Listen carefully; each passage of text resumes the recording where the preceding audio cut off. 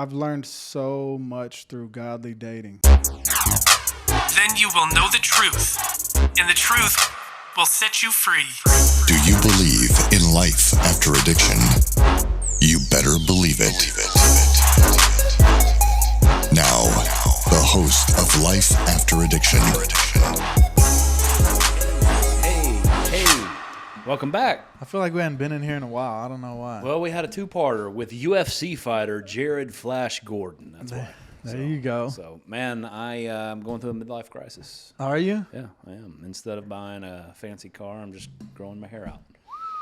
He did. Before we started this, he said out. he was going to start rocking a man bun. I will. So I will. we're going to see that. We actually had a guy in class this morning rock a man bun, and he said, my wife's not going to like this when I get home. Really? And so we'll see if Really? Katie's a fan of the man bun. Well, if she's put up with the beard all these years. That is true. So, I don't know. I just figured, you know what? I've never had long hair in my life. Why not give it a shot for a couple times? Did you prefer me? Do you even remember me with long hair? I do. Do you prefer me with long hair? No, but that's another picture that I have that I could use. The one where you like Yeah. flash that insert picture of me here. playing disc golf. Oh, you look like a dirty hippie. Yeah. So when That's generous. when I grow my hair out, it gets like curly, you Yeah. know. And me and my Yeah. mom used to have a slogan saying "curls for the girls," dude. Okay. So, Okay. Okay. Well, you look rough. You Yeah. looked rough in that picture, but that's a good day. yeah, it might not have just been the hair though. It was probably like a Yeah. 12 years of doing drugs Yeah. prior to that picture, Yeah. mixed Yeah. with the hair and not Yeah. taking care of myself. You were wrong out in that picture. I so. think about growing out my hair. I'm kind of losing my hair more so than I'd like. Okay. Well, that's the thing. I just figured I better do it before it's too late for me. So, anyways, we got a really good show for you today. I think this one's a long time coming, actually. Not like long time, but this one's been brewing for a month or two, maybe three, Yeah. just in the what the Lord's been doing. So, specifically, what the Lord's been doing in your life and what you've been learning. Ryan and I, and I'm going to let him get into it, and I don't know what I should or shouldn't say, so I'm just going to kind of quickly hand this off to you. But Ryan and I had a conversation after we were leaving the studio a few months ago, a few weeks ago. Yeah. And it was just about some dating type situation that he was in. And historically, what I know about Ryan, and Ryan, this was the conversation. He admitted that he agreed that this. Historically, a situation that he went through not too long ago would have really aided him. Like I wasn't afraid of him like relapsing or anything like that, but it would have really messed with him mentally, and he would have gone to a dark place for a season, and knew how to pull. Yep. It just would have been bad. But what happened in the situation was the opposite. And I was fired up, man, because I was like, the enemy no longer has that against you, man. Like that's huge. And then just yesterday we're talking. And this is the last thing I'll say. I'm going to hand it off to you. But he was like, man, I've learned more in the Lord in the last 3 months than I have in the last 3 years. And with that statement being said, we had to come talk about it. Like a guy like Chitty, who's college graduate, teacher, director of facilities, grown in the Lord, doing all these things for the Lord, for him to say for years now, for 5-6 years now, I've learned more in the last 3 months than I have in the last 3 years. We've got to just profess that, man. We got to get that out there. So I'm going to hand it off to you, man. Tell everybody what you went through. Yeah. And we won't say names unless you Right. want to. No, we're not going to say names just for the sake of everyone involved in privacy. Well, I guess for her privacy, not everyone involved because I'm the other party. Yeah. But we have an interesting title. Yeah. Yeah, we do. We're probably not going to use it, but we have an in-house title that we would use if it still protected everyone's privacy. So we can't use it. But no, I'm excited. I was, even praying last night, knowing that we were going to talk about this today. I was just praying that God would help me to articulate the things that He's shown me and the ways in which He's helped me grow. And I've learned so much through godly dating. Just for a preface, just for background, and we've talked about this before, but it'll help with the overall story. When I came here the third time, July 1st, 2018, so almost 5 years to the day in a month or so, I knew God was calling for my undivided time, energy, and effort. And I've talked about this on other shows, but It's what we're discussing today as well. And I didn't know what that looked like as far as length. I just knew in my spirit, like, Ryan, if I'm going to become the godly man, the godly leader, the disciple, the brother, the teacher, all these things that God's calling me to be, I've got to solely focus on him. Yeah. And I knew I wouldn't be ready for a relationship until I learned how to find full contentment in Christ alone. Until he could utterly satisfy me, him and him alone, I knew I wasn't ready for the next step. And so that's the journey I embarked on. July 1st, 2018 is like, God, I'm going to give you everything. Yeah. I'm going to give you my undivided attention for a substantial amount of time until I feel you leading me to come out and begin seeking a wife, begin seeking a relationship. And so I did that. And along the way, I would meet godly men, and this would be maybe after a couple years. And then I started school in 2019. And, Adam, he's always just seen the best in me. He's always given me opportunities. He's always, seen things in me that I don't always see in myself. And then after the fact, I'm like, okay, I don't want to admit it, but I see what, I can see what this guy saw, Christ in me.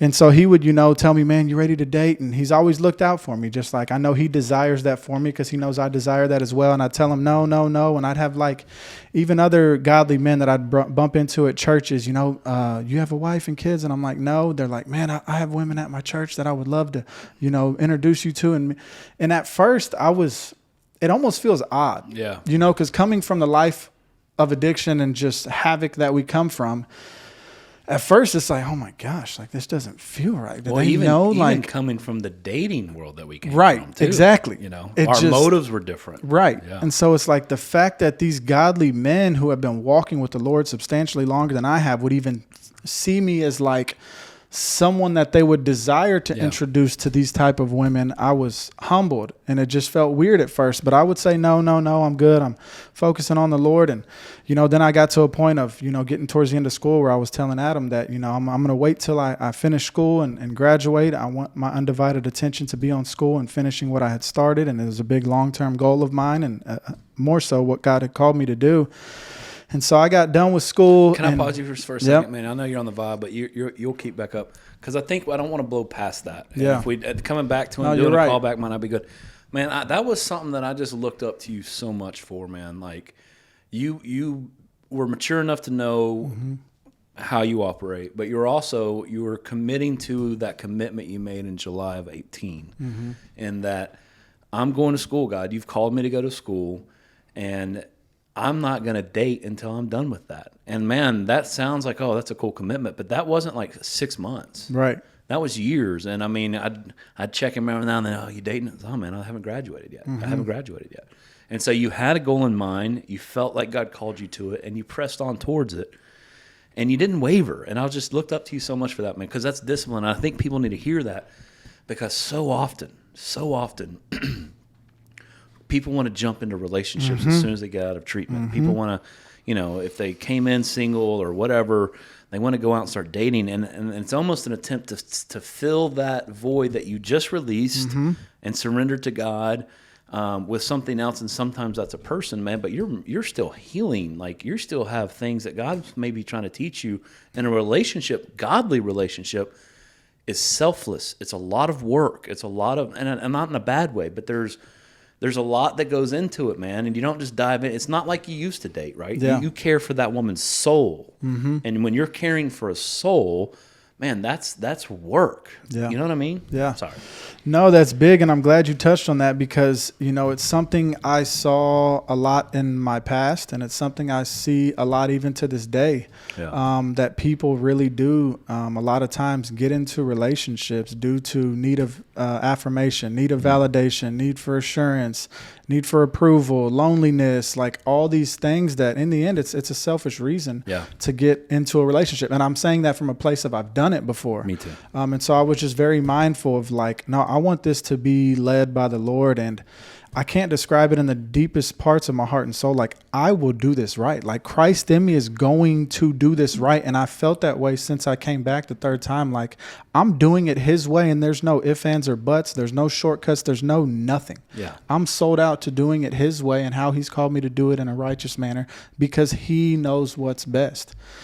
And so I waited that whole time, and then I got done with college. And I remember you might not remember this, but you even asked me a couple times, like right after I finished, like, all right, man, so you ready? Like me and Katie have been, and you, like, it even touched me, man. You told me at one point that y'all had been praying for me when it came to that. And that's like, man, that's really encouraging for me, just to have someone, you know, who has my back like that, my best interest, and is praying for these things for me with his wife.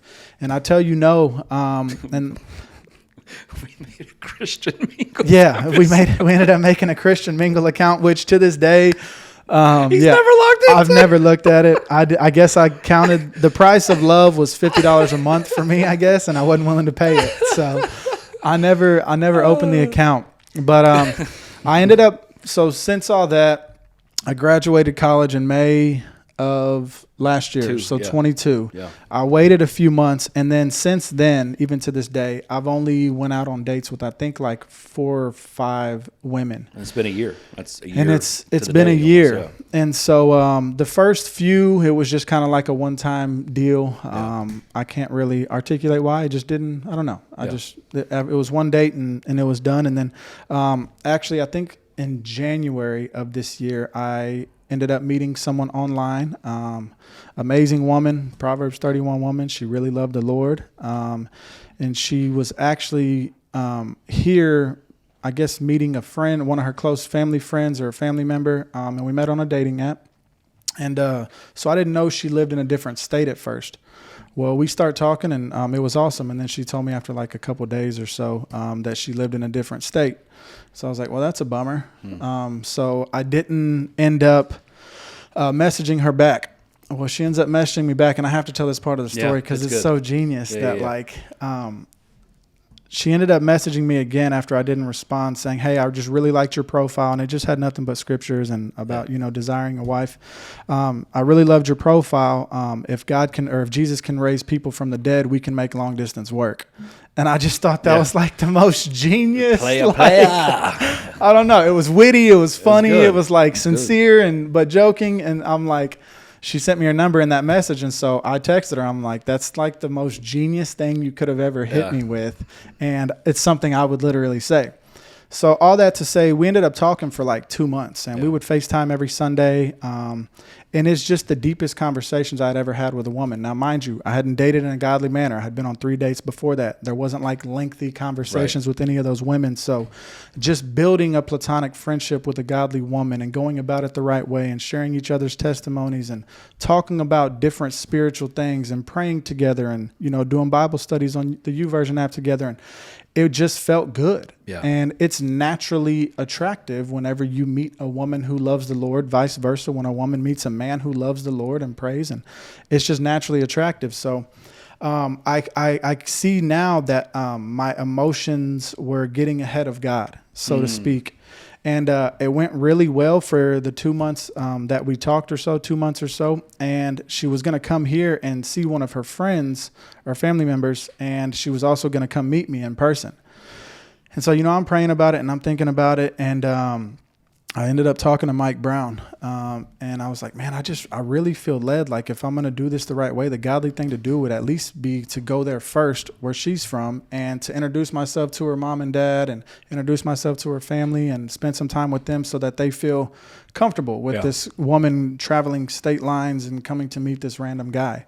And so that's what I did. I flew out there and I spent 3 days out there. Obviously, I got a hotel and I did all that. And I met her mom. I met her dad. I met her brother. And it was just friends too. Church friends, coworkers. Like it was just an amazing time, you know.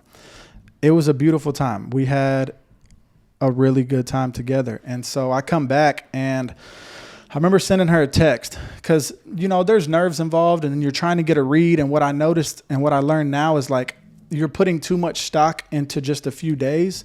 But the reality was for me, it's like, well, this could be a possibly big commitment to make. We live so far away that there's naturally going to be more stock in these little amount of time we have together because it's not going to be like, oh, I can call you next week and we're just going to go have dinner and see where we go from there. And so I was putting too much stock into it. But I get back and I just send her a message saying, hey, I know I can be overly reserved. I don't want that to seem like I'm not interested. I feel like the weekend went amazing. I had a really good time with you and your family. I could see I could see there being potential in a relationship here. And she sent me this long thing back, very sweet, just different areas in which God helped her see certain things from meeting me, different areas in which she thought she was in a certain place spiritually that she wasn't, and just different things. And it simply could also be that she just wasn't interested. I think both can be true at once. Sure. And so, man, I say all that to say, ooh, boy. Can I, from my point of view, where we're at in the story? Yeah. And so obviously I'm as he kindly put it, and he appreciated me praying for him. But I mean, I've been like a big brother. I'm highly invested in his dating life. Yes, I want to be anyways. And so I'm asking him, and I'm getting updates, man. And the way that he's speaking about this woman, never a bad word, even after the fact, about her. And it was godly. And when they say they were having deep conversations, they were having very godly, biblical, deep conversations, praying together. I hear the report about how the trip went, and the family was awesome, you know, and it just you got along. And I mean, I'm in this as he's getting to this point. And I'm just like, I'm talking to him like, I'm thinking, man, I think he's tracking. He's never dated a godly woman. He kept calling her a Proverbs what? 31 woman. 31 woman. Go read Proverbs 31. But he kept, and so, I mean, I know he's thinking marriage, and so I'm thinking that with him, and I'm like, okay, man, this could be it. All the while I'm thinking, man, I know that God gave you just a heart of compassion and a bit of sensitivity, and you are a lover in the aspect of a broken heart is something that would send you to a dark place. Yeah. And so now you are at this point of the story. Yeah. And so she says all these things back, and essentially, like, you know, retreats, I guess you could say. Maybe that's a strong word, but the conversations we had prior to then, it was different. It was more some like backpedaling, and I don't think I'm ready for the next step, you know, and I wasn't even saying marriage, just a relationship in general. And so I just remember like, man, I forgot how broken and hopeless and devastated I used to get when romantic relationships didn't go my way. Yeah. Like, I'm talking distraught, devastated. It is hopeless. I'm not worthy. I forgot who I was in Christ. Like, and this is for at least a few days. And I didn't share it with many people, if anyone at this point, but I'm not doing a good job of really explaining how just down and out I get in those moments, and devastated that I get. But it happened, and God let me feel the weight of my brokenness and depravity when I do things apart from him. And what I mean when I do things apart from him, because it didn't work out the way Ryan wanted to, it was all for nothing. Yeah. You know, it was all for nothing. And I went through many different phases or stages of grief, and just like anger towards God, in the sense that, God, I wait 5 years to start dating. Yeah. And then like you present me a Proverbs 31 woman, and this is what happens. Like, what are you doing? How could you let this happen? And then sorrow, and then grief, and then depression, and then just all these different emotions, because I had waited, and I felt like I was doing things the right way, and I had done things the right way. And so, I just had some bitterness towards God,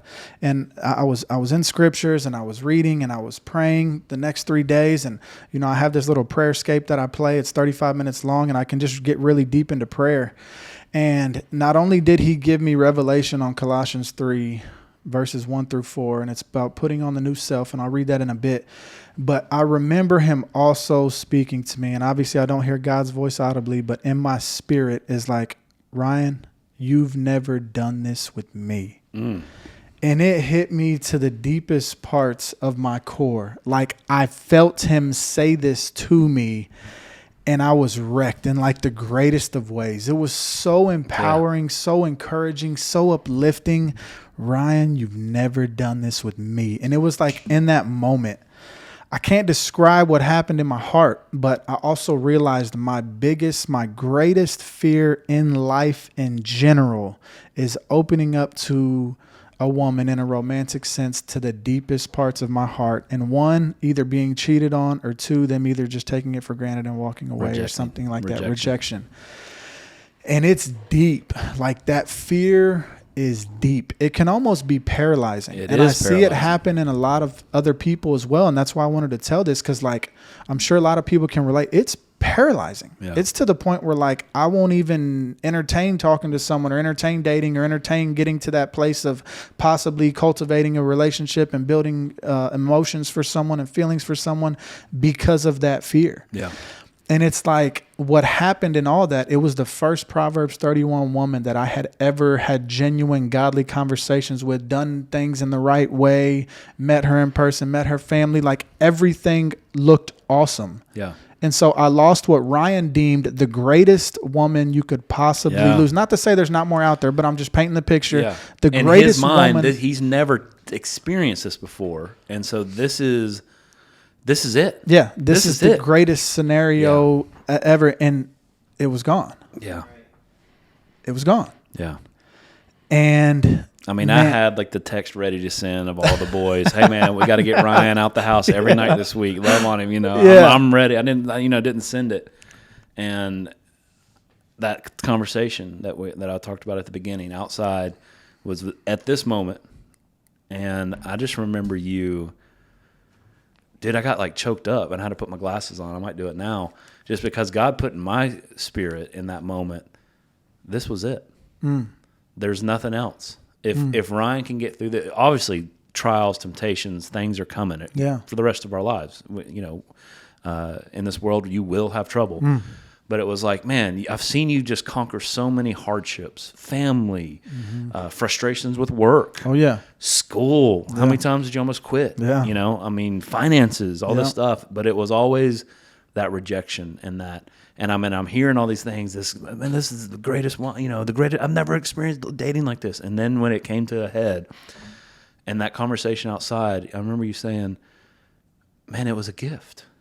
God showed me what godly dating was." And you started talking about all these things, like these mature things that God was showing you. I was like, and I got emotional. And I remember just in my spirit, God told me, I was like, not God told me, but I was like, there's no weapon formed against you that can prosper. If there was one, this was it. Yeah. This was the only one I was worried about. Yeah. And, and I was like, okay. I was like, are you for real right now? And yeah, man. And he's like, he's teaching me in this moment. And I keep up with some of the alumni, and they're telling me, I talked to one last night, they were telling me, you were like talking about it in class, like making classes out of it and stuff like that. So they're all knowing what's up with Chitty. And I was like, horrible decision, by the way. Horrible decision. Talk about overzealous. But I mean, it was what you were going through, which is the best way to teach if it's real. Exactly. You know what I mean? Yeah. And I mean, I remember I was like, oh, watch out, Satan. Yeah. He just got kicked in the teeth, son. Yeah. There's no weapon. And I mean, that's where I was at. And I got emotional. I was just like, I don't know. I didn't say this to you then, but it was almost like, okay, let go. Adam, God's got him. He is a mighty man of valor. And I don't know. It was a moment for me too. Yeah, man. And I remember our conversation after the podcast and we both know, because you know me, like that's something that will send me off. And I truly believe, and I don't say this from a place of pride, I say this from a place of what God has done in my life. It wouldn't take me back to my addiction. Right. But it would take me to a place of a dark depression and forgetting who I am, which is just as dark for me. Sure. And just it would have hit your confidence, your leadership, your attitude, your fellowship, the way you coach, the way you lead. Yes. It would have taken you to a dark place for a season, man. Absolutely. And I remember talking to you out there, and like I felt the joy of the Lord as I'm telling you these things. And it's like I can't explain it. Like I almost want to be more distraught and devastated and hopeless. Like it's weird to say that, but you know how whenever we're depressed, we want to be depressed. When we feel this way, we a part of you wants to be that, should I say? Yeah. But I couldn't. And not only did he tell me that, or did I feel him telling me that you've never done this with me, but he also told me you are mine. Yeah. Like you are mine. Like I forget. Like why would I forget who I am in Christ and all that he's done for me, and that my identity is solely in him and him alone? And just because something doesn't go my way, that doesn't change who he is and what he is in my life. But I have several different things. Whew. I hate to do this way 2 weeks in a row, but this is part one. This was almost an hour worth of talking, and it's so good. Chitty is breaking down to you this moment that God's grown in. So this is going to be part one. We're going to leave it right here, but you need to stay tuned, because next week he's going to start talking more intentionally about what God taught him. So if this blessed you, if you enjoy our podcast, please subscribe. Subscribing means a lot to us. It helps grow the channel in ways that help the algorithm, and also different things that YouTube opens up for us. But thank you so much. Tune in next week for part 2. Love you guys.